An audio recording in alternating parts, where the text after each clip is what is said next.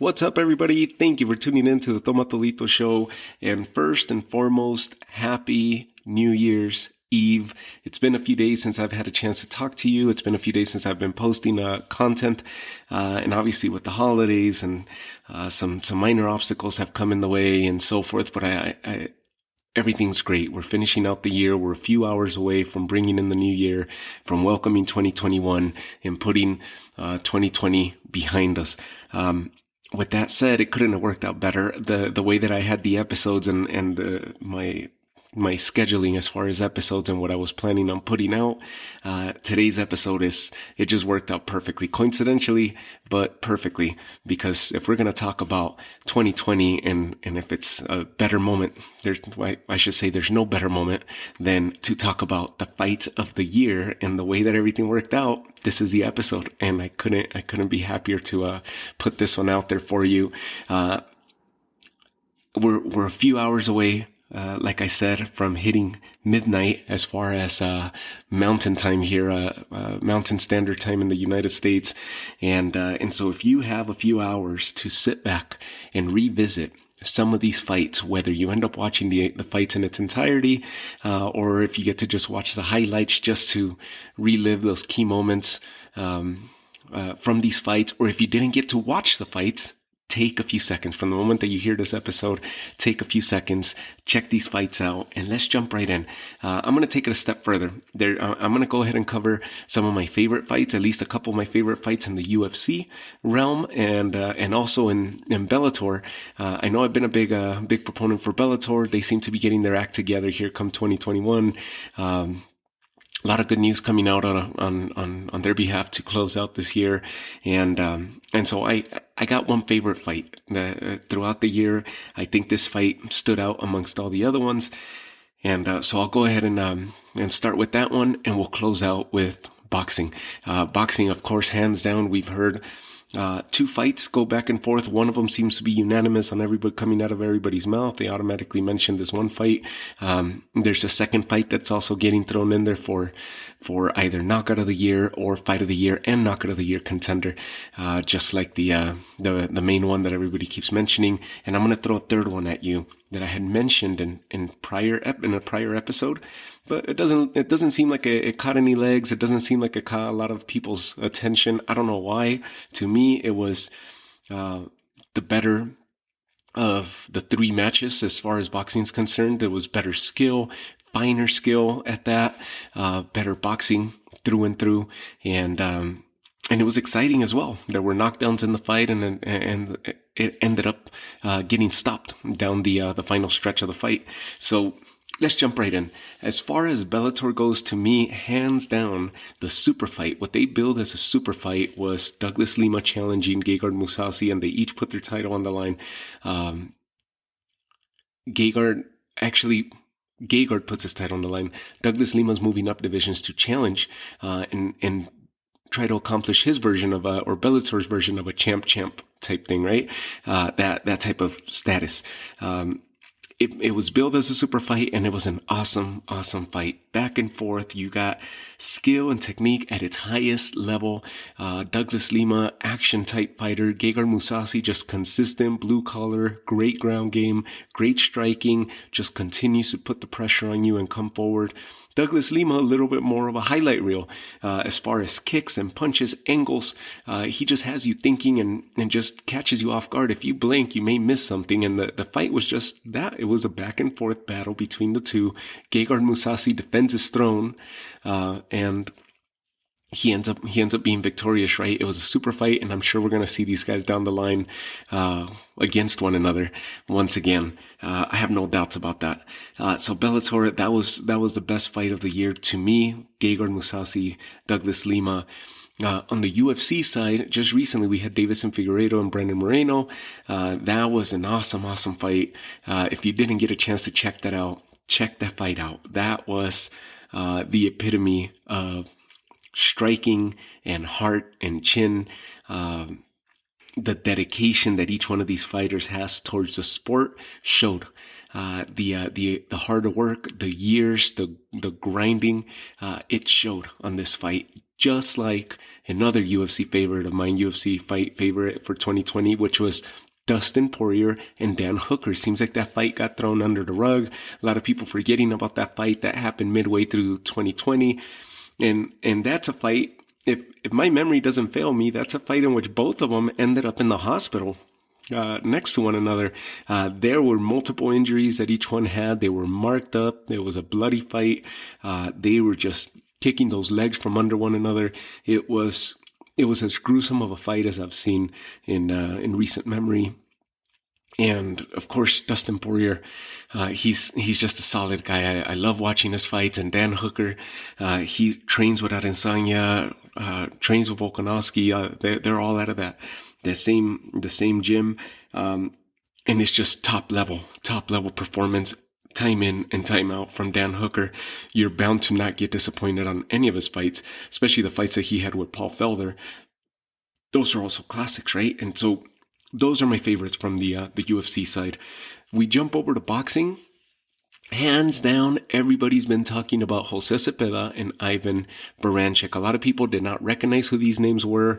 A lot of people thought that these guys were just at the crossroads of their careers, or maybe journeymen in their career because of the notoriety or lack thereof.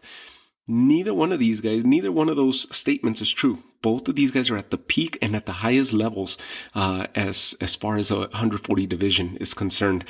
Jose Cepeda has losses to Terry Flanagan. When his first shot at a major title was in the lightweight division against Terry Flanagan. He came up short. That was one of his defeats.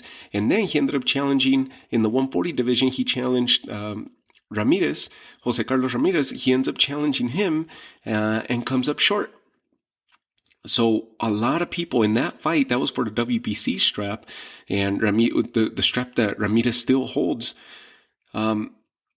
That fight itself, to me, was Cepeda winning. It was such a close fight, back and forth, bloody match. A lot of people feel like Ramirez pulled it off and pulled away towards the end of the fight. He lost that fight by way of judges, of course, by way of decision. But listen to me, I thought he did enough. It obviously doesn't matter. The judges ended up awarding it to Ramirez, and to this day, Ramirez is still undefeated and still holds that strap. Now, you go over to the other side, and Ivan Baranchyk, same. Not a crossroads fighter, not a journeyman fighter. Ivan Baranchyk actually handed over his first defeat and his strap, the IBF strap, to none other than Josh Taylor, who's the other king at 140. So neither one of these guys were journeyman type fighters or people discarding them that because they're not well known, that it was just an all-out brawl-out. Neither one of these guys, that's neither one of their styles. Jose Cepeda, if you watch the fight that he had with Ramirez or you watch any of his other fights, that's not how he's used to fighting. Nonetheless, this was one of those barn burners, as if we could use that expression, or kind of like an old school, maybe Corrales Castillo, if I could compare that. Maybe that's a stretch, comparing this one to Corrales Castillo, but that was more of a phone booth style fight, that classic matchup between the two. But this was just a back and forth, heavy punches through and through. Technique kind of flew out the window a little bit, and it was just about hurting one another. Every punch had bad intentions, and they were dropping one another. So Baranchyk gets a second defeat. Of course, his first defeat came at the hands of Josh Taylor, where he loses his IBF strap, and now he loses to Jose Cepeda. So both of these guys are going to be... What was the exciting thing about this? Here, my brain's just flowing, right? Both of these guys are going to be lined up for a title shot. That's what I was going to finish, and I didn't finish that line. Now, both of them, or the winner of this fight, was going to be lined up for a title shot. Ivan Baranchyk is not that far behind. Ivan Baranchyk, having lost a fight like this, his stock does not take a hit. His stock, if anything, is growing and grew because of the performance. Now, the reason this fight has gotten so much notoriety is because of the knockdowns. There was 8 knockdowns, or 7 knockdowns, the 8th being the finisher. But both fighters hit the canvas. Both fighters had to find their their heart, their determination, their want. And they had to answer that question. Both fighters had to face the fact of, is this enough? Should I just stay down? And they both got up and continued fighting. They were both hurt throughout the fight on numerous occasions, and they were hurt at times where they didn't go down. But they continued fighting. They continued pushing forward. And one of the things that Jose Cepeda, you just see it, how he just overcomes. It's just, he hit a new level in his career with this fight. And so did Ivan Baranchyk. Ivan Baranchyk was not losing. He was, unless he got taken out, he was not going to stop. And he got taken out. Nasty knockout at the end. Nonetheless, he was not stopping. And that's the reason why people are hailing this as the fight of the year. And if it wins it, absolutely deserving, right? But we saw a lot of good fights this year. Another one that people were talking about was the Povetkin-Dillian Whyte fight, in which you saw Povetkin putting good combinations to the body. This fight happened in August, of course. You saw Povetkin putting good combinations to the body and having success with his overhand right. Now, both of these fights finished in the 5th round. The Dillian Whyte Povetkin finished slightly different, but it finished with a knockout victory as well. Dillian Whyte started finding success with his left hand, and whether it was by way of jab or by way of hook or body shot, Dillian Whyte was sticking to his spacing, his defense was coming to play, and just continued controlling spacing and trying to measure. He was having more of a measured attack the entire night against Povetkin. Povetkin was a little more of the aggressor. Throughout the fight, as we hit the fourth round, you see Dillian Whyte start controlling the pace of the fight, start controlling the spacing, and compromise the pocket for Povetkin, where he ends up landing a tough left hook as Povetkin attacks the body. Dillian Whyte connects a left hook right on the ear and drops Povetkin. Povetkin is shaken. He comes back to his senses. He gets back on his feet, continues fighting. And as the fight reaches inside the minute, the final minute of that round, you see Dillian Whyte drop towards the end of the round, drop Povetkin with a hard left uppercut. And strong left uppercut. And again, success by way of the left-sided attack on Dillian Whyte. Drops Povetkin. Povetkin's on shaky legs. He makes it up to his feet. The round ends. They each go to their corners. And you think this fight is going to be pretty much over. Dillian Whyte taking over this fight. They answer the bell on the 5th. They circle around to where Dillian Whyte's back goes against the ropes. And Povetkin lands and returns the left uppercut to Dillian Whyte, lands it cleanly, and drops Dillian Whyte and stops the fight. He basically put out the lights with that uppercut. He returned the favor, ended the fight, and it came to a surprise of everybody, including Povetkin. He hit him hard, but he didn't know that was a finisher punch, that was going to be it.